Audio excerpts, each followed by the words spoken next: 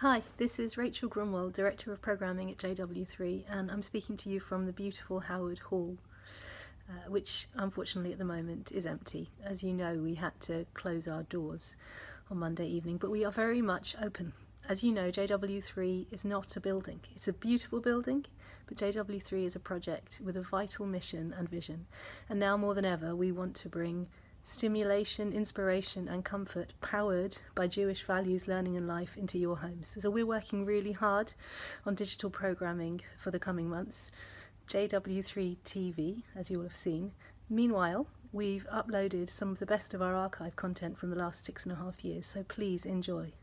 This content's free, but as you can imagine, this is a difficult time for us financially, so if you can donate to keep us going, to keep cross-communal space where everybody is welcome in play and healthy for the future, please do so. That was an incredibly powerful film. However much one knows, it still chokes. Can I start at the beginning? You were born in Shannon in 1955. There was a story about your grandfather, the story that wasn't told, and it affected your childhood. Could you talk a little bit about that? Yes, I was born in a small city and everything was nice except the silence of my grandfather. His name was Claudius Desbois and we knew nothing except that he has been deported to Ravaruska, a small city in the middle of nowhere. And anytime we tried to know something, the whole family was crying and he passed away and I knew nothing except that he told me one time, in the camp, I was in camp, it was half full, we had no food, no drink, but outside the camp was worse than a camp, and it stayed like that until the day I went myself to Ravaruska. And when did you really become aware of the Shoah in any depth at all? In my generation, we knew nothing about Holocaust. There was no teaching, no book. And I discovered the first images, pictures of Holocaust when I was 12 in the public library. Mm. And we had no teaching, we knew nothing. Mm. A conspiracy of silence, do you think? Too early also because the witnesses didn't speak. They didn't speak or they couldn't speak. And then of course, your own journey towards the priesthood. I believe half your family were Catholic and the other half were atheist. Yeah, half were pro-Catholic and half were anti-Catholic. So yeah. Since I was born, I knew I had the choice, and my brother took one side and I took the other. Right. And you began... Yeah, very good family meetings. It's good, every family is like that. So, you were at a mass in Poland just as communism collapsed. And yeah. That's when... Yeah, it was a very surprising... I was in Poland 2 days after Walesa took the power. Everything was for sale, and I should have bought many things, I didn't know. And I went to a mass to celebrate the end of communism. And we went back, and I lost my way. It was very cold. And I asked the people, where are we? Where are we? And they told me, you are near Ravaruska. Mm. It was just near the village where my grandfather was deported. So in 1 second, I realized he was deported in a Jewish extermination region. And that Holocaust was one of the key of my life. I couldn't sleep all the night. And when I woke up, I said, I need to study Holocaust. And I went 7 times in Yad Vashem. Mm. And at the end, I said, it's okay, but it didn't happen in Yad Vashem. I have to go back to Ravaruska to understand what really happened there. So it started in the Ukraine? Yeah. You know, the first time I went to Ukraine, I will never forget, I crossed the border, it was still style of Soviet. Mm. And the border woman asked me, you have been already to Ukraine? And I remember, I heard me saying, yes, but long time ago. I said, what do I say? I never came. And I was always thinking to come back, like my grandfather. And so, at the beginning, we were looking for the mass grave of the Jews, because I knew that in Ravaruska they have shot 18,000 Jews. Plus 25,000 Soviet prisoners, and everybody refused to speak. They said they killed them in secret. And me, I am from a small village where we killed 2 Germans, and everybody knows. So I was wondering how they could have killed 18,000 people in secret. But it's this Soviet time, we always said Vive la France and Vive l'Ukraine, and we were drinking a glass of wine and you had to go away. And I came many times until the day the new mayor brought me to a forest with 50 farmers who were present at the killing. And this day was really the beginning of Yahad. It was communism that really kept the lid on knowledge, don't you think? Yeah, it was a taboo. It's still a taboo a little bit, but it was a total taboo to speak about Holocaust because people were afraid to be deported. Because if you were concerned by Holocaust, perhaps you were with a German, so perhaps you could go to Gulag as a minimum. So you began this journey. Was it difficult to get people to speak? How did you manage? This first day, it was not difficult because 50 farmers came, and one by one he said, I remember a German arrived alone with a motorcycle and a dog, and he turned, and he went away. And the whole village was asking why a German came alone. And now we know they send a specialist, an architect of the mass grave. He goes to see the municipality, he asks how many Jews are still alive, and he will calculate the volume of the mass grave according to the number of people they want to kill. And there are two kinds of mass graves. Either they kill them from the top, either they force them to go down and lay on the corpse. It's called sardine and paco. And this day, it was from the top. The day after, effectively, they remember that 3 Germans arrived with 30 Jews and forced them to dig.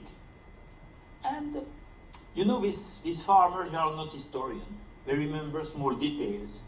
By example, they remember the Germans began to be hungry, so they asked for 2 chickens that they grilled. And after they played harmonica, and one he broke his harmonica, and we found in the ground with metallic detector pieces of harmonica. And after they said to the Jews, now stop digging, go out of the grave and rest. And secretly, one Ukrainian policeman, he put explosive under the ground. And after they told them, go on, of course the 30 Jews exploded. And at that moment, a lady arrived, Maria, and she told me, Father, I was in my farm, I was 14 years old, and they told me, come, and she had to climb in the trees to take the pieces of corpse and hide them with branches. And after they brought trucks and trucks and trucks of Jews, in 1 day and a half they shot 1,500 Jews with 2 shooters only, with carabine Mausers, and 3 pushers. Why pushers? Because they established a rule, 1 bullet, 1 Jew. It was a request of the army to make economy of ammunition. So if people were injured, or babies, or old, they were buried alive. And after in every village, we heard that it took mass grave 3 days to die. I think it could have stopped this day, because finally I found the secret of my grandfather. Even if he was prisoner, he was the witness of the shootings, of the killing. But suddenly I came back with Yaroslav, the mayor of Favorska, to the car, and he told me very slowly, Patrick, what I did for 1 village, I can do for 100 villages. And I will never know why he said that, and I will never know why I said yes. So I came back to Paris. I spoke to Cardinal Lustiger, who was Jew. Yes. And he told me, Patrick, I know the story, because my Polish Jewish family has been killed the same way. And I went to New York. I met the manager of the World Jewish Congress, and he didn't know I spoke Hebrew. So I saw, he said to another one in Hebrew, you know what? We are looking for these mass graves since 44, and in front of me I have a guy I don't know, he finds them.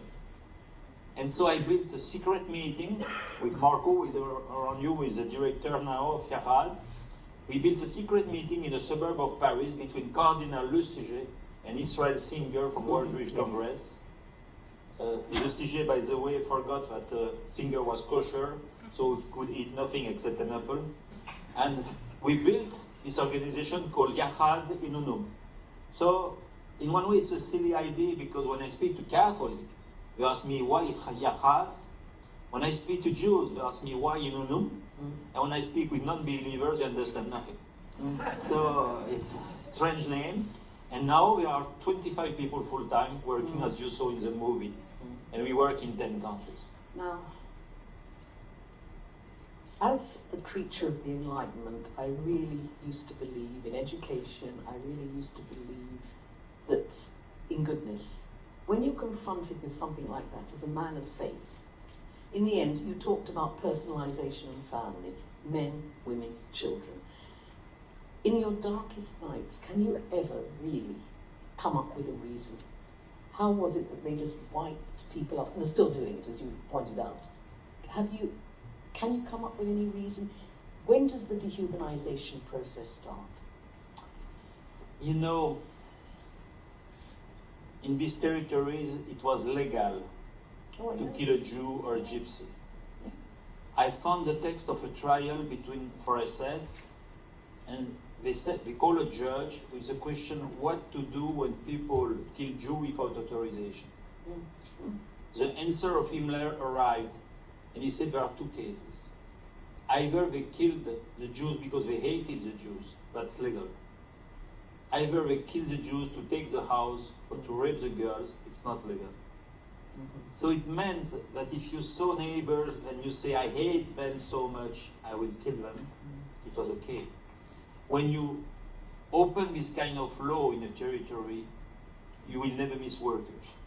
Hitler never missed workers. You know, when I began the research in Lithuania, in Ukraine, you see many people who don't like so much the Jews, it's an euphemism. They say, oh, and people tell you, oh, bad Ukrainian. Okay. After you go in Lithuania and you see that the Lithuanian kills the Jews themselves, and you say, oh, bad Lithuanian. After you go to Poland and you see many people who denounce the Jews or were catching themselves, the Jews say, but Polish. After you go to Russia, and here you cannot say anything because you lose your visa, so you don't say bad Russian. So, but at the end, you see it's a human question. It is. It's not a national question. Exactly. It's a human question. I think genocide, the temptation of genocide is a human disease who was at his maximum during Holocaust, but unfortunately is not dead until now. So it's a human disease. It's Hugo Green, who was a rabbi and a survivor. He said what the Nazis did was they inverted the Ten Commandments. They allowed all the poisons to come to the surface. But obviously when you were interviewing perpetrators. Sometimes, yes. I interviewed a guy from Romania. He was military and he killed himself 223 Jews. And he was very old, he had a very good memory. And his only question was the weight of the machine gun. To me, you don't realize how it was heavy to carry. So not one trace of remorse whatsoever? Oh yeah, I never found one trace of remorse. We have now interviewed 5,000 people, no one trace of remorse, absolutely not. Only one, but it will frighten you. I interviewed a guy in Belzec, he was a carpenter, and he was employed to build the gas chamber. So he explained how he builds a door with pieces of wood and sand in the middle so that people will not hear the Jews yelling inside, from outside, etc. And he left after the village. So it was my first interviews, and I was not well trained, and I was packing my camera, and suddenly he said, Father, he was Catholic of course, he said, Father, we'll have been judged after death. And I was already not bad in the interview. I said, judge for what? He told me, because I worked on Sunday. And I said, you worked on Sunday? He said, but you had authorization? He said, yes, I asked to the priest. Secretly, we got authorization because it was the only day the SS gave the salary. We had to work on Sunday. And so I didn't answer to him, and I finished packing the camera, and I went in the street, and he ran behind me. I still hear his voice. Father, will I be judged? Will I be judged? So it's the only remorse I got in 5,000. He's a carpenter who built a gas chamber on a Sunday. A lot of the people you met, they were witnesses. What kind of reactions did you get from them? Any reaction. Some people cry a lot because they were in a school and suddenly a police arrived, David, Boris, you come, etc. And they remember one woman, she was forced to walk on the corpse between every shooting, to pack the corpse. And she said, suddenly I saw all my schoolmates arriving Jewish and I had to walk on them like the others. It was the first time she spoke. So some cry a lot, some stay very poker face, because in Soviet Union, also don't forget these people were Soviets, so in Soviet Union you were not allowed to show anything. Yes, I started teaching just as communism fell in Eastern Europe, and we were teaching in Belarus under communism. But what I did find interesting, particularly in Belarus, we worked in the villages, but a lot of the teachers, they had no resources, but they knew. And in fact, I had my most moving teaching experience there. A middle-aged woman, she came to the front, and because we were giving a session for them on how do you teach about the Shoah, and they knew what had happened. And she said, I get all my students to write their dreams for the future, and I put them in an urn and I burn them. And I thought, there's very little anyone could ever teach you. So we also found an incredible amount of humanity. Me too. I found also people who saved Jews. I remember one man, the interview was finished, and his wife said, oh, you forgot to say to the father, you saved 5 Jews. So I forgot. And so we reopened the camera, and he explained that 5 Jews were behind the wall, and he had never enough money to repair the wall. The wall was still with a big hole. So don't forget they were Soviet. And the Germans could do that only because they used the Soviet workers, because it was for free. In Soviet Union, you had not to pay the workers. So 70% to dig the mass grave, no money. 20% to fulfill the mass grave, no money. A group of people to sell the belonging, no money. So they could do these killings there because of the Soviet system. Without the Soviet system, they couldn't do it. Yes, but if you think about in the Ukraine, in Lithuania, in Belarus, there was an incredible amount of complicity. There were many people who actually worked for the Nazis. They blamed the Jews, they were anti-Semitic, or they blamed the Jews for communism or whatever, the scapegoating. And then that's one of the things that I've always found quite disturbing, just how many willing helpers the Einsatzgruppen had. But we are really, in Yahad, we are really a structure who investigate about crime. Yeah. So if a guy was, I remember a village, the guy told me I was in the ghetto, he was non-Jew. So I knew he was not on the good side. And after he said I was in the Gestapo the day they decided the killing. So for me, he's the best witness. Because he's near from the killers, he can explain everything. So we are like a private company, I would say, of investigation about genocide. So if the guy is with the killers, if he wants to speak, for us, we don't show anything. When we finish the interview, people don't know if we are pro-Jew or anti-Jew. Otherwise, nobody would speak. Yeah. The first question they ask, are there Jews in your group, and are there German in your group? They hate both. I have a friend, Johnny Weber, who was very interested in finding about the villages around Oswiecim. So he employed field workers from the Jagiellonian University to go and interview the Poles, because they, as you said, they don't want Jews. And he found some extraordinary stories. An old man came and said, look, I couldn't save the Jews, but I saved their artifacts. And he'd actually managed to save a Sefer Torah, which he'd wrapped in paper from that particular year. So you do come up with, what is so extraordinary is these stories keep coming out. But all this extraordinary work you've done, have you come up with any common denominator on the people who actually behaved well, the rescuers? Is there one? Very few, because we are really concentrating on the crime, so near the mass grave there was no possibility of rescue. Yeah, you see, when you arrive in some village, I was in a Russian village, and we have on the record, because we work with archives first, with Soviet archives, German archives, so we knew that in that village they killed more than 30,000 Jews. And so the village was very small. So when I arrived, I said, surely the archives are not real, it's impossible. So finally I understood that they brought refugees. Trains of refugees to this village. This village was overcrowded by Jews, but no mass grave. So I say, nothing is fitting. So I say that because at the end, a farmer told us, in fact, we have a big river in the village. They have decided to drown the Jews. And so he showed us the place, and he said suddenly 3 girls were not dead, and they began to swim. The shooters say, we stop everything, we have to kill them. They follow the river, until the moment they couldn't swim anymore and they shot the 3 girls. So I say that because we have first to establish the crime, to build evidences, Soviet archive, German archive, bullets, testimonies, because the deniers actually are demultiplying. In France, I don't know in your country, but in France before the deniers were old, with Forisson and that. Yes. Today with Dieudonné and artists and Soral, people like that, deniers are young. They don't study, they only say it never existed. It's a trick of the Jews. So we have actually to teach these evidences, to transmit that to the new generation, but a young student, Jew or non-Jew, studies a crime, and no, there is no question of denial. I say that because I teach in Georgetown, a third of my students are Jew, but Jew by name, they don't know really they are Jew, and at the end of the course, they know why they are Jew. And last time I brought people from spring break, I brought them in Belarus, and I would say a third of them were Jews, and one of them he said, finally I will do my bar mitzvah. No. Because of what happened.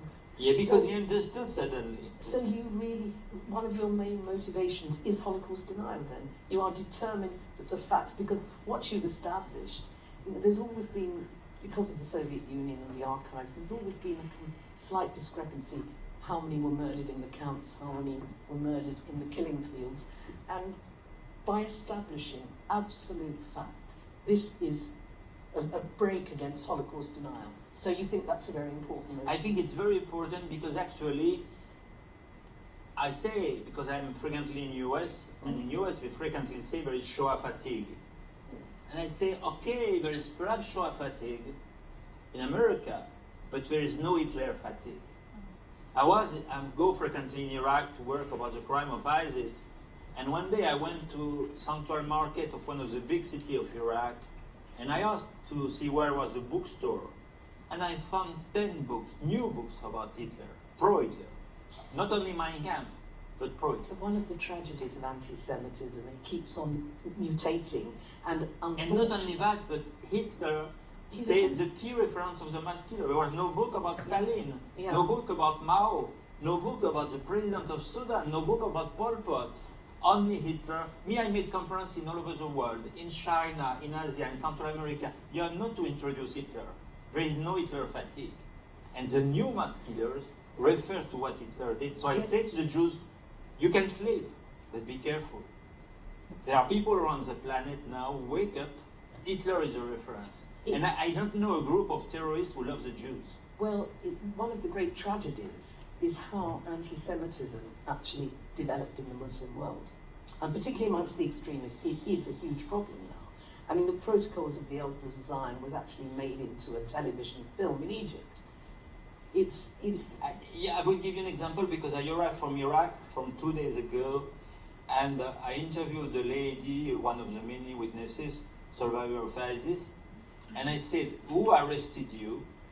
And she gave me the worst answer. She said, he had awful eyes. I'm sure he was Jew. I said, he was Jew? And she said, yes, because of the eyes, I recognize the Jews. I say that because, effectively, I would say, actually, there is a kind of federation from different motivation of people who wake up and say, okay, Holocaust doesn't exist, but it's a reference for today. But what also I understood is that nobody rebuilt an Auschwitz. You know, 25 years ago, I was with an intellectual of Poland, Stefan Wilkanowicz, well known, and we were in a terrace in Krakow, and he told me, Patrick, Hitler made a mistake. I say, which mistake? He told me he built Auschwitz. I say, why it was a mistake? Because the Jews are coming back, he told me. When they killed them in forests, they never came back. It took me 20 years to understand that. Effectively, even in Babi Yar, you have not thought, but the biggest killing site is in Belarus, 54,000 people. Nobody comes back. You can kill 54,000 Jews in a forest, nobody comes back. And so I began to think, the mass killers who refer to Hitler today, they don't build a camp. The last camp was in Bosnia, you remember? And with a camp, you have picture immediately. And we see pictures, oh, it's a camp. But with shootings, bombing, Now every mass crime is done by hand. And Holocaust by bullets, today is a reference. Nobody, as I say, the Jews and the friends of the Jews say never again. And the mass killers say never again Auschwitz. So what you're saying is it becomes almost a blueprint. It's a blueprint, it's like a brand, and in fact Auschwitz for the moment seems to have been the end of industrialization in killing. We come back to genocide done by hand. You know, in France, I don't know in your country, for the crimes under Bashar al-Assad, we were counting, 50,000, 100,000, 150, and suddenly now nobody is counting. But you cannot show anything. I was lapsus 2 days ago, I was in Mosul, and when you are in Mosul today, in the free part, of course, of Mosul, suddenly you say, here we are 34 people who survived this bombing. Here we are 10 people from ISIS. Here, small mass grave here, impossible to find. And suddenly we find a full wall down, only the bricks. And we say, many people down here to the bricks, but we have no time to take them. So if you kill people by hand, no memory, silence, everything. People cry when they see a barbed wire. They don't cry when they see a mass grave. I remember the first time I went to Babi Yar. My translator was a Ukrainian colonel who just found out he was Jewish. It was, as I said, it was just as communism was collapsed, and his reaction was so extraordinary. But on a personal level, you've done so much. You're still dealing with it. What keeps you going in the darkness? It's not easy. Sometimes you are up, sometimes you are down. I would not say the contrary. First, I would say I have a psychoanalyst, and he survived to me. He's still alive. And I always say to I have two things, a psychoanalyst and I think the prayer and the loneliness. Because when you travel a lot, when you have to teach this disease, to show this disease, many people, I don't know how you will be this evening. The people say, Father Desbois, you're a hero, etc. Okay, I love you. And but after I say, it's not me to remember, it's to remember that actually this night, tomorrow morning, people will be killed the same way. Women will be raped the same way. Children will be sold the same way. And so, the tragedy is that actually we have a strong amnesia. There is, what I discovered, I think, after so many years, there is an infinite capacity of human being to take care of himself. Mm-hmm. You know, you go to Iraq, me, I fly for Turkish airline. You come from Iraq 2 hours, you are in Istanbul, in the airport where people are looking for Hugo Boss and Cartier and good food. 2 hours after genocide. But the worst, me, I go to Duhok, the city of Iraq. It was 50 kilometers from the front. So 50 kilometers was the war with the black flag. But in Duhok you have a beautiful mall. And if you bring a camera, you have only wealthy people who are buying the most expensive things. 50 kilometers from the front, it's already easy to be in a mall and to eat ice cream and pizza and so on. So you remember this image when Warsaw, Polish was quiet and just behind the ghetto was burning? Yes. That's us today. No, but we are not on the same side of the wall. Yes. We are not on the same side of the wall. So I would say we are 25 in Yarad. Marco is here, but we are 23 other people. I only work with people who don't sleep well. You know, one lady, it was in Miami, I received one of the many awards, you know, they know to do that in America. It was Simon Wiesenthal Center. And after, it was a queue to get the limousine, because the limousine were slow. And so, one lady, she joined me and said, Father, I heard you yesterday, I couldn't sleep all the night.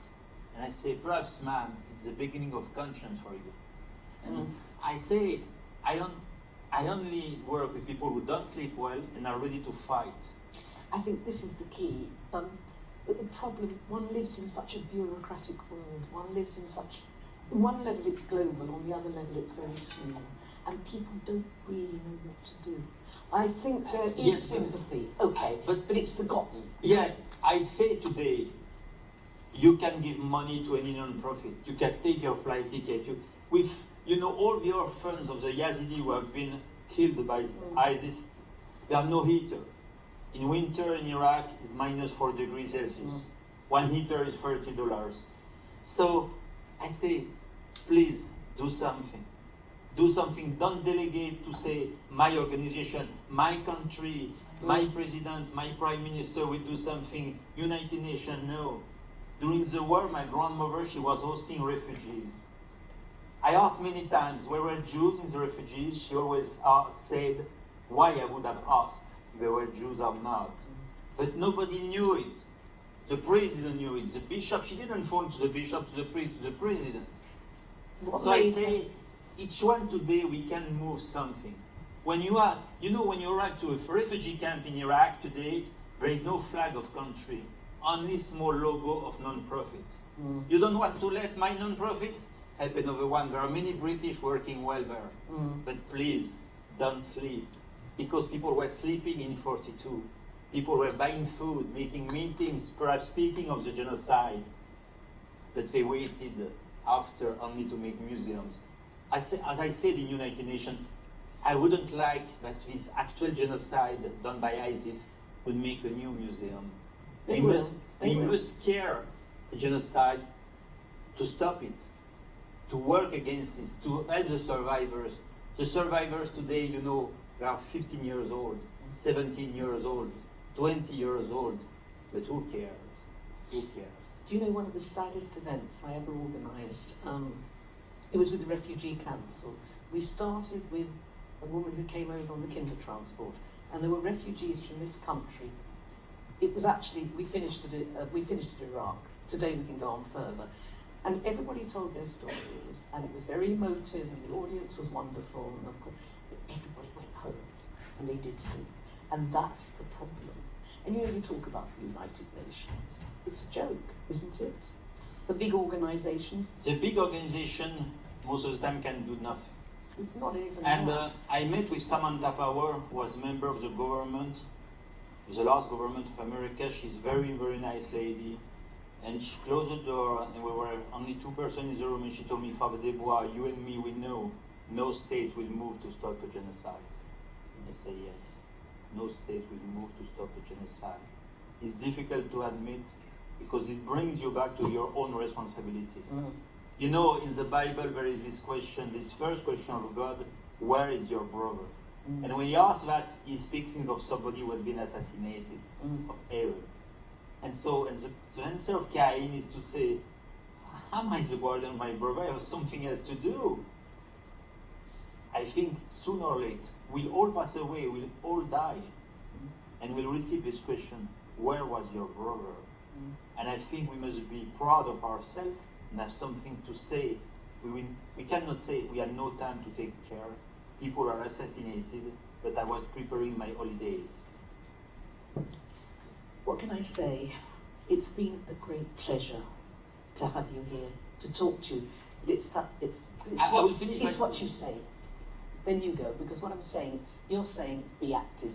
In our own lives, we've just got to come out of the woodwork and say, enough already. And I will finish by a small detail nobody knows. My grandfather was in a camp. It was not normal. 25,000 French prisoners were sent in an extermination camp in Ukraine. And suddenly, they have not been killed. Do you know why? Because they succeeded to join churches. And churches sent a message from here, from London, but it was not normal to treat militaries like that. And so Hitler said, I will have too many problems with French. Stop killing the French. So thank you. Thank you. Thank you for everything you're doing.